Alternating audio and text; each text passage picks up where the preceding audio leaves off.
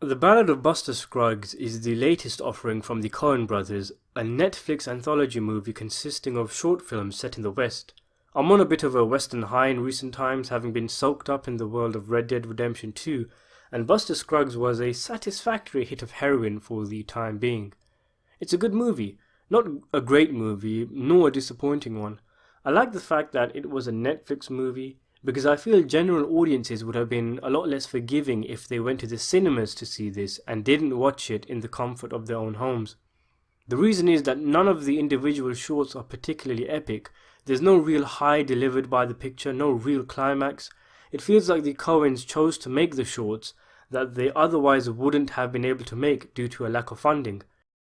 There's no story of rescuing a damsel kidnapped by Indians, two outlaw gunslingers reigniting an old rivalry, or anything like that.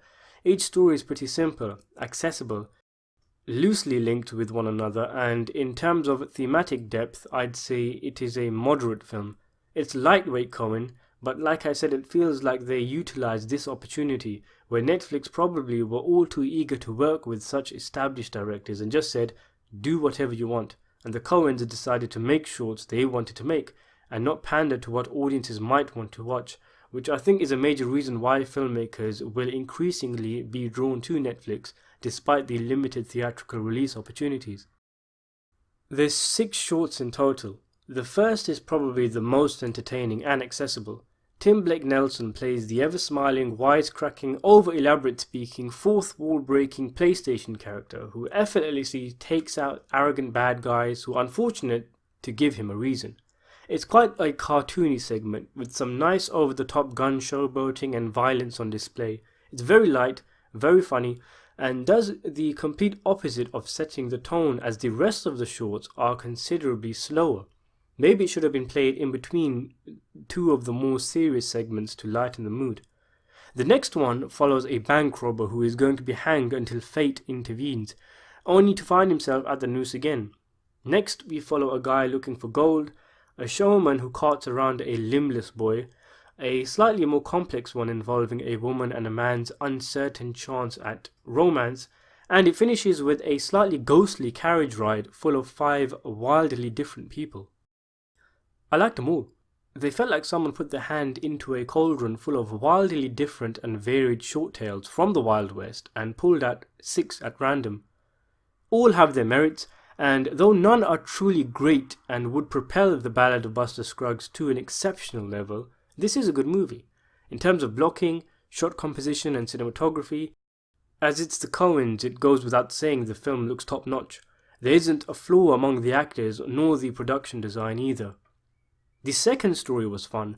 It wasn't particularly deep in any way, but it was a decent short story about, I guess, the inevitability of death. I really liked the showman one with Liam Neeson. Meal Ticket it was called. It's very cruel, but ultimately the unkindness feels real and, dare I say it, necessary. He and the limbless boy share every moment of their life together, but it becomes apparent that there isn't a shred of warmth between them. We come to understand that he isn't really a person in the showman's eyes, the limbless boy, just a possession. And when a better prospect emerges in the form of a trained chicken, well, let's just say the message here is, that's show business, folks. The one with the old man will be appreciated by anyone currently playing Red Dead Redemption 2, as things we take for granted today are shown, like in the game, to be time-consuming and strenuous tasks, even finding, hunting and cooking your next meal. Where the other stories often end in trademark Coen cruel irony, this short sees the hard-working prospector's efforts rewarded, after a brief moment of doubt and fear that his determination has gone to waste. It's one of the more rewarding stories, with a happy ending.